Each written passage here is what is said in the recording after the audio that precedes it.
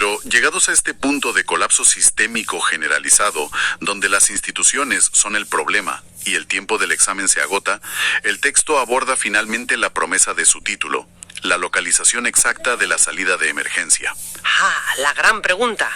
Y para revelar esa salida, introduce una figura histórica ineludible, pero le da un giro completamente radical. Sí, rompe los esquemas. Habla de Jesús de Nazaret, pero lo presenta como el enviado de otros mundos, o el maestro, despojándolo por completo de la pátina religiosa, de los catecismos, del oro de los altares y de cualquier teología construida sobre la culpa.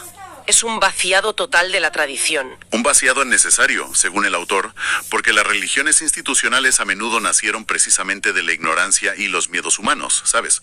Convirtiéndose rápidamente en estructuras de poder adicionales. Claro, otro bando más en el que atrincherarse. Exacto. Y el documento sostiene que el examen final de este curso humano no evalúa la acumulación de bienes materiales, ni la cantidad de títulos académicos, ni mucho menos la capacidad de recitar de memoria un texto sagrado. ¿Y entonces en qué consiste? Pues la salida de emergencia, que él poéticamente llama el ojo del huracán, se reduce a una fórmula engañosamente simple de 3 acciones inseparables: amar, perdonar y ayudar desinteresadamente. Ahora, cualquiera podría escuchar esto y pensar, bueno, es el clásico mensaje de autoayuda buenista de hay que ser buenas personas, pero si analizamos la mecánica que plantea el texto, esto va mucho, mucho más allá de la moralidad convencional, ¿no? Muchísimo más allá. Code total. Eso es, el sistema de las economías caníbales funciona gracias al conflicto. Necesita que los individuos compitan, se resientan y se destruyan mutuamente para generar beneficio. Claro. Entonces, al aplicar el perdón incondicional y la ayuda desinteresada, el individuo introduce un valor nulo en el algoritmo. Le corta el suministro eléctrico al engranaje de polarización. Esa interpretación del código secreto captura perfectamente la intención del autor, porque, a ver, el texto eleva conceptos como el amor o la resurrección al nivel de la física más avanzada. No habla de milagros mágicos, ni de intervenciones sobrenaturales caprichosas. Ni de un señor con marra en una nube. Exacto. Afirma que los actos de este enviado operaban bajo la ciencia alcanzada por su reino. O sea, sugiere que la creación del universo entero no fue un truco de magia, sino el resultado de la ciencia de una conciencia creadora primigenia. ¡Qué concepto tan potente! Describe esa creación como una primera vibración, el instante donde la conciencia se reconoció a sí misma a través de un primer espejo. La física cuántica contemporánea, la cosmología y la fuerza del amor incondicional son presentadas aquí no como disciplinas separadas, sino como facetas de la misma ciencia exacta. O sea, ¿el amor es la frecuencia constructiva que cohesiona la realidad? Eso es, y el odio es la frecuencia disonante que colapsa los sistemas. Es una visión que hace que nuestros debates sociopolíticos, parezcan discusiones de patio de colegio sobre quién es el dueño del balón, mientras el colegio entero está en llamas. Tal cual, una distracción absurda. Pero esto nos lleva a una pregunta inevitable sobre la evaluación de este examen. Supongamos que suena el timbre, el tiempo se acaba. Una parte de la humanidad logra activar ese código, perdonando y ayudando de verdad, mientras otra gran parte sigue atrapada en la dinámica del conflicto. ¿Cuáles son las consecuencias cósmicas de reprobar o aprobar este curso intensivo? Si conectamos esto con el panorama general, el documento es muy claro al desmantelar la idea del castigo divino clásico.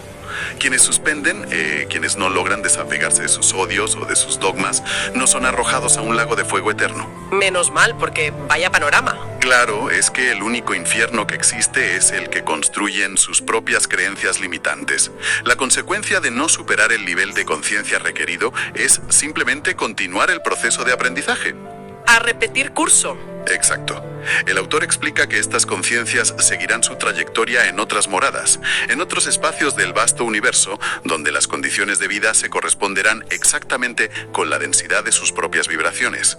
Es una ley de afinidad cósmica, no un tribunal vengativo. Tienen que repetir curso en otro centro educativo, porque en este ya no hay cupo. ¿Y qué ocurre con quienes aprueban? ¿Hacia dónde se dirige esa humanidad 5.0?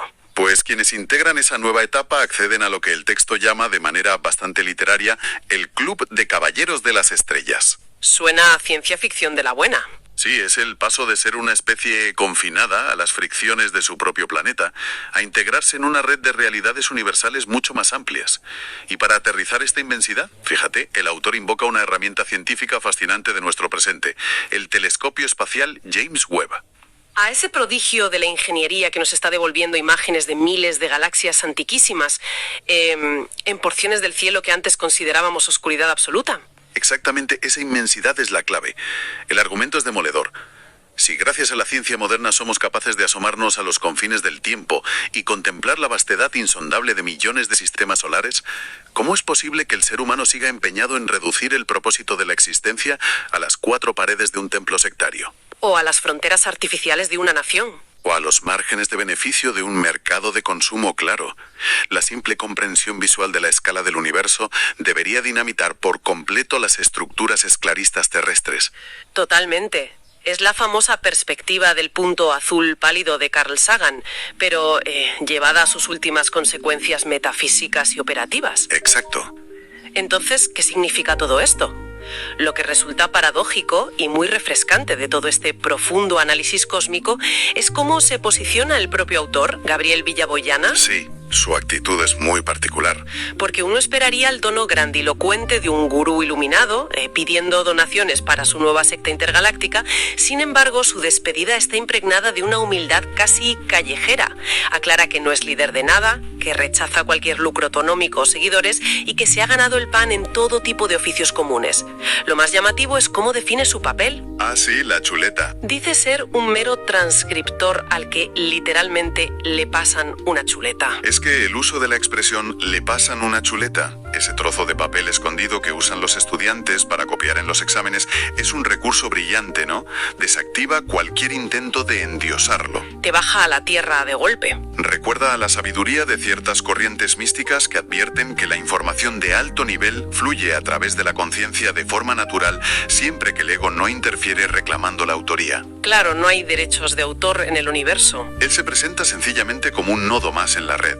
Alguien que, rodeado del ruido atronador del naufragio inminente, decide poner sobre la mesa la información de emergencia que las estructuras de poder se esfuerzan activamente en ocultar o ridiculizar. La memoria humana, esa batalla entre la ignorancia destructiva y la luz creadora, y lo inyecta directamente en las venas del siglo XXI. Así es. Nos habla del James Webb, de inteligencias algorítmicas, de las crisis endémicas, de sistemas aparentemente opuestos como los de La Habana y Silicon Valley, para acabar recordando que la conciencia individual es la única tecnología verdaderamente disruptiva. Está por encima de cualquier creencia fabricada. Y esa es la conclusión práctica más relevante para quienes navegan la confusión diaria. En una era caracterizada por la hiperpolarización extrema y la intoxicación informativa, donde la respuesta refleja que el mundo se vaya al garete, es gritar con más furia en las redes sociales. O aferrarse a identidades tribales e intentar aplastar a la facción contraria, claro. Exacto, con la falsa esperanza de que eso traiga orden. Es decir, luchar contra la fuerza del huracán a puñetazos. Creyendo que así se detiene la tormenta. Pero la propuesta de esta inmersión es diametralmente opuesta. La verdadera rebelión, la única actitud que realmente desarticula las economías caníbales y la maquinaria del miedo, es la negativa absoluta a entregar nuestra energía. O sea, no jugar a su juego. Eso es mantener la conciencia inviolable. Es el ejercicio constante y radical del perdón y la ayuda sin esperar rédito, en un mundo diseñado quirúrgicamente para premiar el egoísmo y la división. Ese es el ojo del huracán. Encontrar la quietud operativa y la empatía inquebrantable justo en el centro del caos estructural. Y lograr eso es, sin duda, la tarea más difícil que puede plantearse un individuo, porque exige abandonar cualquier falsa sensación de seguridad externa, lo cual nos devuelve inexorablemente a esa cubierta del crucero que mencionamos al empezar. Seguimos ahí, con el agua a los tobillos. Seguimos a bordo de ese mastodonte de metal que pierde flotabilidad por minutos. Las alarmas aturden los pasillos, los motores están muertos, los representantes de las grandes instituciones, ya vistan de traje, de uniforme militar o de sotana, insisten en que volvamos al buffet. Que compremos otro producto para calmar la ansiedad. No. Que busquemos a un culpable entre los pasajeros de tercera clase, o que confiemos ciegamente en un chaleco salvavidas que huele a plomo. Mientras tanto, la salida de emergencia es una simple compuerta, bien iluminada, que siempre estuvo a la vista. El único peaje para cruzarla es soltar las pesadas maletas del equipaje ideológico y los agravios acumulados que no nos atrevemos a dejar atrás. Y abandonar ese equipaje requiere un silencio interno monumental, precisamente porque el ruido exterior está diseñado para convencernos de que nuestras maletas llenas de miedo son lo único que nos protege del abismo. Pequeña chispa creadora es el único tesoro real que poseemos en este teatro universal, y todos los sofisticados engranajes del mundo moderno se retroalimentan diseñando distracciones para que apartemos la mirada de ella. ¿Cuál es esa creencia inamovible, ese activismo feroz o dogma personal que cada uno defiende hoy con rabia, sintiendo que es su escudo salvador, pero que en el fondo es la distracción más exitosa diseñada a medida para hacernos suspender el examen final? No hay que responder en voz alta, pero la pregunta queda en el aire. Hasta la próxima inmersión profunda, mantengan una mente analítica, filtren el ruido y observen bien los botes salvavidas antes de saltar.